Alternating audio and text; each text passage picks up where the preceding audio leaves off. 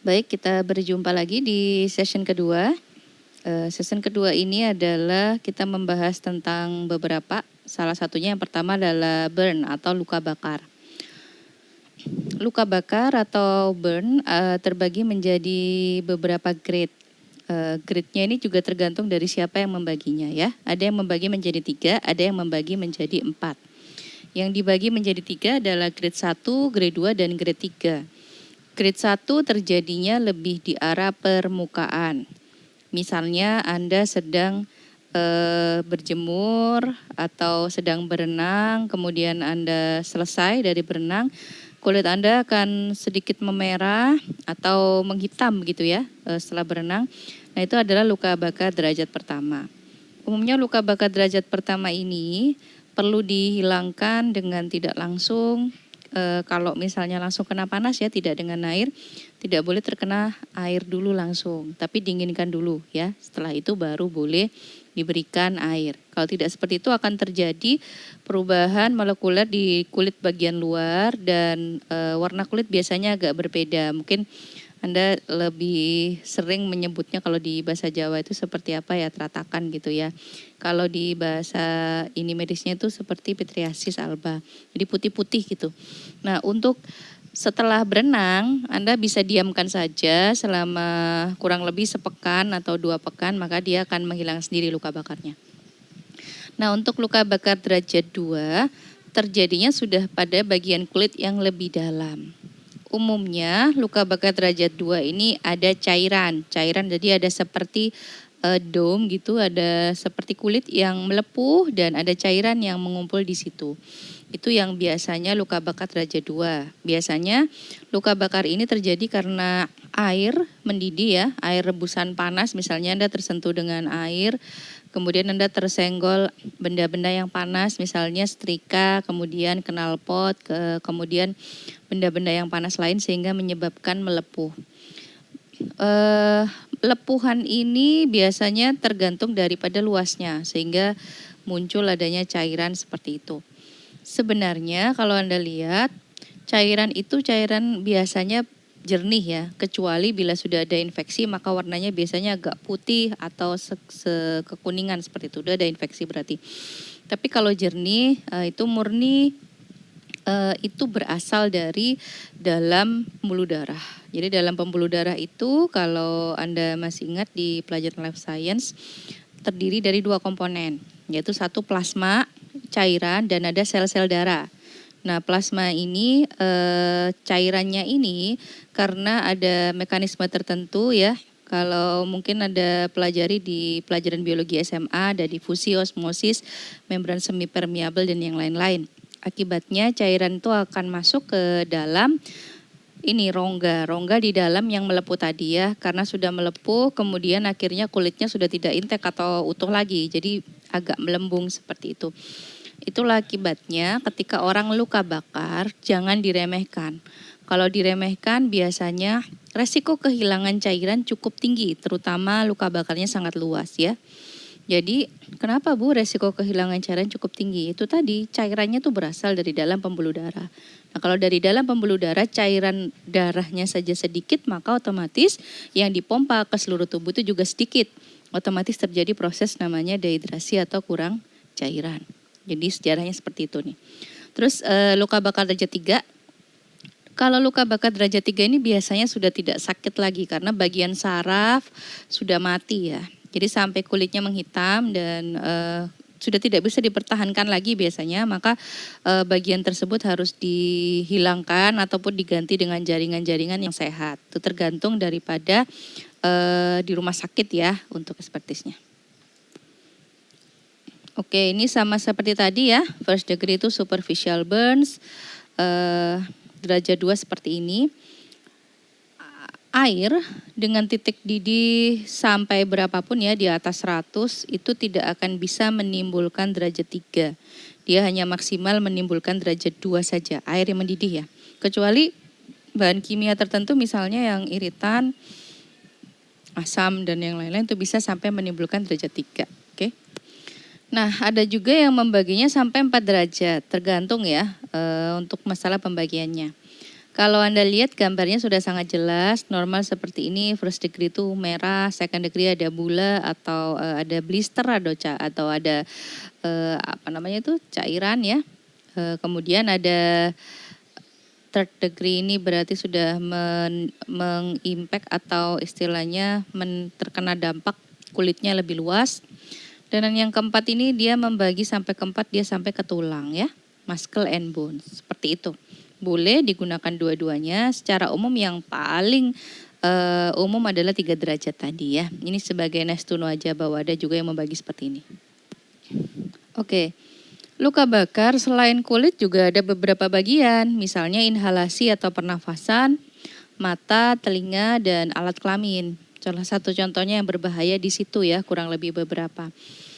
Bisa Anda bayangkan kalau seorang pemadam kebakaran, dia menolong kebakaran, itu biasanya menggunakan tidak hanya baju yang lengkap, tapi menggunakan semacam sungkup.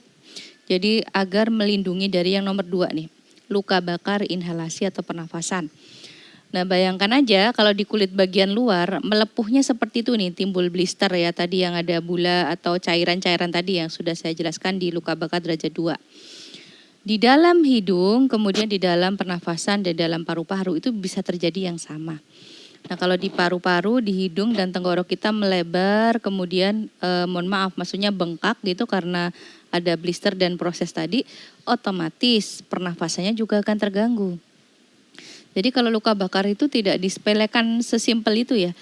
Misalnya ada kasus bulu hidungnya terbakar seperti itu. Nah itu bisa kalau kita hirup uap panasnya atau yang lain-lain bisa menyebabkan tadi ya proses pembengkakan. Nah itu yang cukup riskan. Di mata juga sangat berbahaya karena merusak bagian dari mata, telinga yang tulang rawan ini juga dan alat kelamin. Karena ini adalah aset ya, pabriknya seperti itu. Oke kita lanjut, ini seperti luka bakar inhalasi tadi ya. Jadi ketika pemadam kebakaran ini menolong orang lain, dia juga memberikan bantuan seperti oksigen. Kalau misalnya terasa sesak ketika dia adalah korban daripada luka bakar. Nah, kita sebagai P3K ini menganut ini rule of 9. Rule of 9 ini kalau dia sudah lebih dari 18% maka kita wajib merujuknya ke rumah sakit. Kalau tidak seperti itu nanti akan berbahaya. Berbahaya di kekurangan cairan, dehidrasi seperti yang sudah saya jelaskan tadi. Jadi misalnya pada dewasa ya ini yang kita bicarakan. Kalau anak-anak lebih baik dirujuk aja karena lebih luas permukaan tubuhnya karena dia lebih kecil. Jadi pada dewasa ini misalnya terkena di bagian depan ini dan belakang udah 18 ya, ini udah rujuk aja ya ke rumah sakit. Perkecualian misalnya pun hanya terkena di bagian 4,5% dan terkena di bagian kelamin meskipun hanya 1%, ini harus dirujuk. Karena resikonya cukup riskan bagi proses reproduksi selanjutnya dari korban ya, perkecualiannya itu. Nah bagaimana kita melakukan pertolongan pertama? Untuk minor burn yang paling pertama adalah hilangkan atau remove sumber daripada api, benda panas atau yang lain-lain yang menyebabkan luka bakar. Setelah itu adalah cool. Cool ini adalah Anda dinginkan. Jadi misalnya Anda terkenanya di bengkel, tidak boleh Anda terlalu terburu-buru, Anda pergi ke tempat pelayanan kesehatan seperti itu ya. Anda bisa berikan dulu 5 sampai 10 menit. 5 sampai 10 menit ini Anda aliri dengan air. Apabila tidak ada air mengalir maka Anda ada tempat yang lebih luas begitu Anda celupkan, tapi setiap berapa menit Anda ganti airnya ya agar panasnya itu seperti itu. Fungsinya mengaliri dengan air adalah agar tidak ada panas atau yang lain-lain itu yang mengarah pada lapisan kulit yang lebih dalam lagi. Jadi mencegah luka bakar lebih dalam. Setelah itu Anda bisa tutup dengan kasa ataupun kain yang bersih. Aliri terus dengan air sampai dia bisa datang ini ya ke pusat layanan kesehatan. Oke, ini adalah apa yang harus dilakukan dan apa yang tidak boleh dilakukan. Jadi do-nya sama seperti tadi ya. Yang down sini adalah kita tidak boleh menggunakan air es ya untuk mendinginkan itu karena suhunya sangat berbeda jauh. Bu, tapi bisa kalau pernah ada pengalaman Anda melakukan seperti itu dan berhasil, oke berhasil. Tapi konsistensi dari kulit dan yang lain-lain ini akan rusak ya. Jadi mungkin kulitnya agak sedikit berkerut atau ada hal-hal yang lain yang kita tidak tahu, ada organ di bagian dalam ini yang rusak begitu, yang tidak terlihat oleh kasat mata. Kemudian hindari menggunakan odol atau pasta gigi ya. Terutama untuk luka-luka yang terbuka ya, tidak boleh. Kalau menggunakan itu biasanya kan udah ada rasa-rasa min dan yang lain-lain dan bahan kimia yang lain. Kemudian minyak, kemudian saus atau mungkin kecap begitu dihindari. Ketika sudah ada bula atau blister tadi tidak dihancurkan ya. Jadi Anda tergoda untuk menghancurkan. Biarkan dia lepas sendiri, terus setelah lepas tuh Anda bisa bersihkan dengan perlahan dan jangan langsung disobek kulit bagian atasnya, biarkan aja dulu. Biar nanti dia akan mengering ya, baru bisa Anda lepas. Umumnya akan meninggalkan bekas, tapi tergantung daripada derajat ini kulitnya. Kalau kulitnya mungkin sering perawatan atau mungkin kenyal ya, sering kolagen atau mungkin masih muda gitu, biasanya masih cepat ya untuk ininya. Nah ini sama seperti tadi, ini adalah gambar kalau ada luka bakar ya. Seperti itu, tutup dengan kasa dan dibawa ke pusat layanan kesehatan. Ketika Anda menutup dengan kasa, pastikan itu juga basah, tidak kering ya. Tetap ada airnya agar menahan tadi burn atau panasnya itu jatuh ke lapisan yang lebih dalam.